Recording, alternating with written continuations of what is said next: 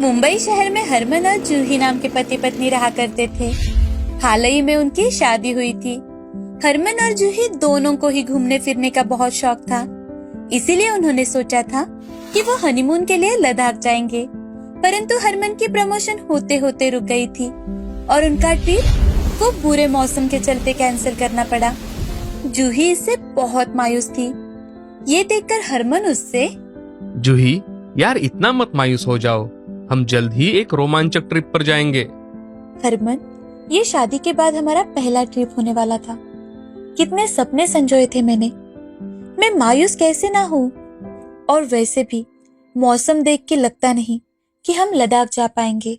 हरमन ये बात भली भांति जानता था, पर वो ये बात जूही से जाहिर नहीं करना चाहता था। एक दिन ऑफिस में जब वो मुंह लटकाए बैठा था, तभी उसका दोस्त रोहन आ जाता है और वो, ओ मेरे गबरू जवान, यूं मायूस क्यों बैठा है? भाभी जी से झगड़ा हो गया है क्या? नहीं यार रोहित, ऐसी बात नहीं है। तो कैसी बात है? हम दोनों ने शादी के बाद लद्दाख जाने की सोची थी, लेकिन दो विपदाओं के कारण उसे कैंसिल करना पड़ा। एक तो तू जानता ही है, हमारा खराब बॉस, और दूसरा लद्दाख का खराब मौसम। रोहित को अपने दोस्त के लिए बुरा लगा। तभी उसे सहानुभूति देते हुए वो, हरमन, मुझे दुख है कि तुम दोनों वहाँ नहीं जा पाए, लेकिन अगर तुम चाहो तो भाभी जी को तुम मेरे गांव ले जा सकते हो। वहाँ का मौसम और खाना दोनों ही बेहतरीन होता है। भाभी जी को वो जगह जरूर पसंद आएगी। सही में? मैं आज ही उसे पूछ के देखता हूँ। काम से घर आने पर हरमन ने देखा कि जूही कुछ लैपटॉप पर काम कर रही है, तो हरमन उसके पास जाके बैठा और वो जूही से, जूही, क्या तुम मेरे साथ एक छोटे से ट्रिप पर जाना पसंद करोगी? ट्रिप पर? कहाँ? एक बहुत ही अच्छी जगह है, वहाँ चलोगी तो पता चलेगा। अब इतना कह रहे हो तो चलना ही पड़ेगा। कुछ ही दिनों में हरमन और जूही अपने सफर पर निकल पड़े। रास्ते में ठंडी ठंडी हवाएं, खूबसूरत नजारे देखकर जूही का मन खुश हो रहा था और जल्द ही वो रोहित के गांव पहुंच जाते हैं। हरमन और जूही गाड़ी से नीचे उतरे, तभी उनके पास एक आदमी आया जिसने आदिवासियों के वस्त्र पहने थे। गांव में आपका स्वागत है। मैं हूँ आपका गाइड भैरवराज। आप कौन? लगता है आपने मुझे पहचाना नहीं। मुझे रोहित ने भेजा था आप दोनों को लेने के लिए। हरमन और जूही ने उसे ऊपर से नीचे तक देखा और कुछ सोच ही रहे थे। तभी भैरवराज बोला, मेरे वस्त्र और चेहरे से चौंकिए मत। मैं जरूर एक आदिवासी हूँ, पर हम बहुत ही लोकप्रिय इंसान हैं। लोगों को जंगल में रहने का अनोखा अनुभव महसूस कराते हैं। आपके जैसे बहुत सारे लोग यहाँ पे मौज मस्ती करने, लजीज खाना खाने आते हैं। आप खुद ही देख लीजिए चल के कैसी जगह है। हरमन थोड़ी शंका में था, लेकिन जूही ने मुस्कुराकर हाँ कह दिया। जूही? हरमन, भूल गए? हमें हमेशा ही नए लोगों से मिलने की चाह रही है। चल के देख लेते हैं ना कि भैरव जी ने हमारे लिए क्या क्या सेवाएं तैयार रखी है। हरमन और जूही एक दूसरे का हाथ थामे आगे जाने लगे। आगे चलते चलते उन्हें कुछ बच्चे खेलते हुए नजर आए। कुछ औरतें साथ बैठकर सब्जियां काट रही थी और कुछ युवक बैठे लकड़ियों की मेज साफ कर रहे थे।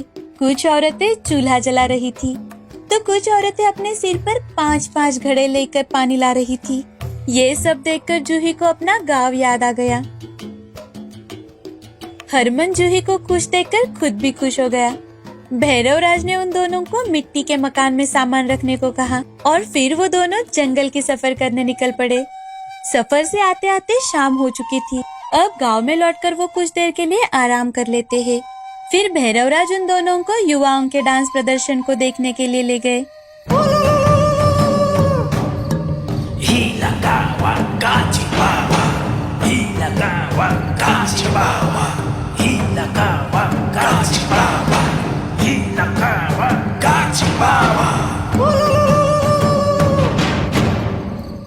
जूही और हरमन खुद भी झूम रहे थे उन्हें देखकर।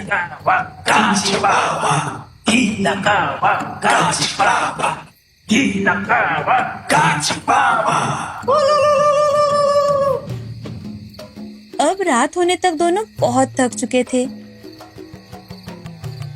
अब दोनों यहाँ ठंडी हवा में आराम कीजिए।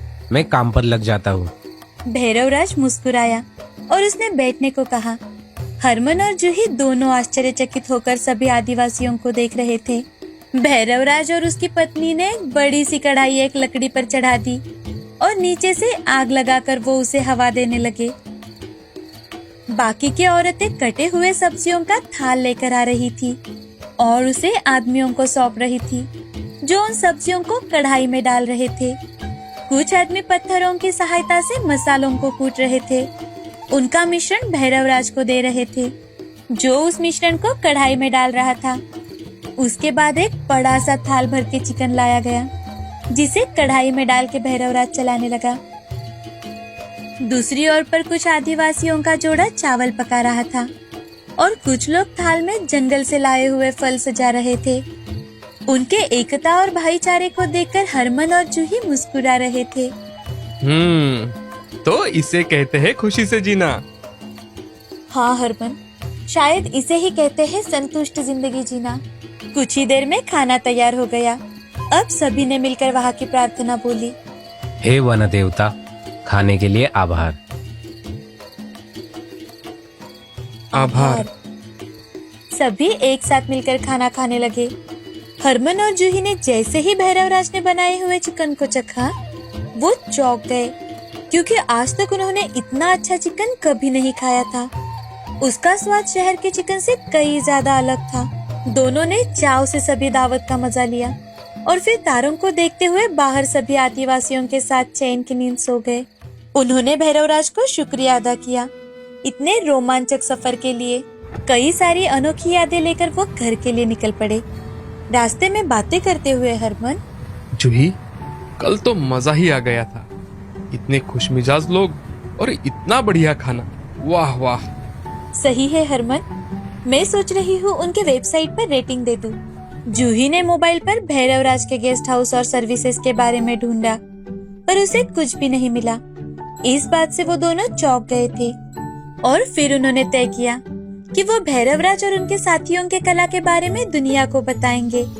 और फिर क्या था, जूही ने भैरवराज और उनके साथियों के साथ जो फोटोज और वीडियोस लिए थे, उसे सोशल मीडिया पर डाल दिया और जल्द ही भैरवराज का अनोखा खाना और जंगल में रहने का मजेदार अनुभव लोगों तक पहुंच गया और आदिवासियों का वो अद्भुत गढ़ मशहूर हो गया। शुक्रिया रोहित, अगर तुम ये सलाह ना देते ना, तो हम इतने अच्छे खाने और इतने अच्छे सफर को हमेशा के लिए मिस कर देते। आखिर गांव किसका है? शारजापुर नाम के गांव में बजरंग नाम का एक चाट वाला अपनी पत्नी सीमा के साथ रहा करता था। बजरंग बड़ा ही मेहनती था। वो अपना काम हमेशा मन लगाकर करता था और उसकी पत्नी सीमा, वो हमेशा ही उसका साथ देते हुए उसे चाट बनाने के लिए जो भी सामान लगता था, वो हर सुबह बनाकर दिया करती थी। लेकिन बजरंग को धीरे धीरे बुरे दोस्तों की संगत लग जाती है। वो हर रोज दिन भर चाट बनाकर बेचता और शाम के समय आए हुए पैसों से अपने दोस्तों के साथ शराब पीने लगा था। एक दिन सीमा बजरंग से, आज छोटू के स्कूल की फीस भरनी है, लेकिन मेरे पास एक फूटी कौड़ी तक नहीं है। अरे पैसे नहीं है का क्या मतलब? मैंने तुम्हें 5,000 रुपए दिए थे ना, उसका क्या हुआ? वो तो कब के खत्म हो चुके हैं। अभी घर में कुछ भी पैसे नहीं है। अब मेरे पास पैसे नहीं है। मैंने तुम्हें पैसे दिए थे, अब तुम्हारा देख लो। ये क्या बात हुई भला? आप ऐसे कैसे कह सकते हो? तू चुप कर सीमा, हमेशा घर आते ही शुरू हो जाती है। ऐसा कहते कहते बजरंग लड़खड़ाते हुए बेड पर जाकर सो जाता है। ये देख सीमा बहुत दुखी हो जाती है और रोने लगती है। अगले दिन छोटू अपने पिताजी से, पिताजी, मेरे स्कूल में सभी बच्चों के पास नई किताबें और नई बैग है, मुझे भी चाहिए। अरे छोटू, तेरे पिताजी के पास पैसे नहीं है, हम बाद में ले लेंगे। तू तो कितना समझदार है। ठीक है पिताजी। बजरंग आज भी हर रोज की तरह अपना काम खत्म होते ही शाम के समय शराब पीकर घर आता है। अब ये उसका हर रोज का हो गया था। सीमा भी बजरंग के इस बर्ताव से तंग आ चुकी थी। दूसरे दिन बजरंग ठेला लेकर रास्ते से जा रहा था कि तभी एक ट्रक उसे जोर से टक्कर मार के वहाँ से चला जाता है। वहाँ खड़े लोग जल्द से बजरंग को अस्पताल लेकर जाते हैं। डॉक्टर उसका इलाज करने लगते हैं। कि तभी डॉक्टर को पता चलता है कि बजरंग का हाथ फ्रैक्चर है, तो डॉक्टर उसके हाथ को प्लास्टर कर देते हैं।